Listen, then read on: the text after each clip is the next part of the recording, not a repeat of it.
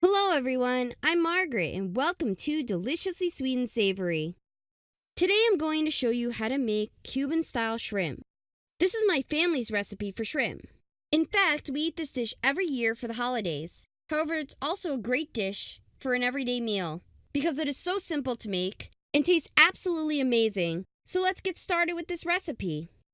For this recipe, you need shrimp, tomato sauce, red pepper, onion, olive oil, salt, garlic powder, and saffron. The shrimp can be fresh or frozen, but make sure they are raw and uncooked. First, finely chop the onions in a food processor and cut the red pepper into long strips about 1/4 inch wide. Next, clean the shrimp by removing the shells and deveining the shrimp.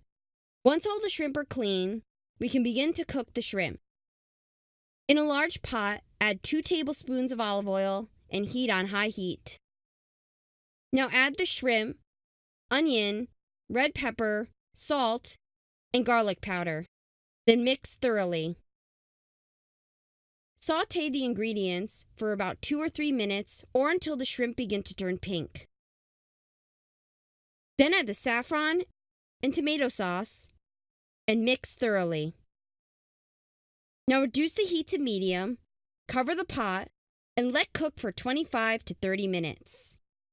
Make sure you occasionally stir the pot throughout the cooking process.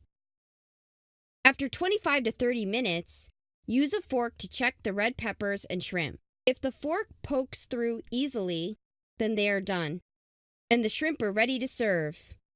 The flavors of the shrimp, red peppers, onions, and seasonings combine to produce a sauce that has a robust flavor that tastes like it's been cooking for hours. And the shrimp end up having a soft and tender texture. These shrimp are typically served alongside white rice or bread. However, they are also great with pasta or for making shrimp pizza. This Cuban-style shrimp recipe is very versatile. It's also simple to make and extremely flavorful, so definitely give this recipe a try. For more recipes like this one, visit my website, which also has the written recipes and ingredient amounts. You can also follow my channel. I'd like to take a moment to thank my patrons for their support. If you'd like to become a patron to support my channel, visit my Patreon page. Also, if there are any recipes, Cuban or otherwise, that you'd like to see, leave a comment below. Thanks for watching and see you soon with another recipe.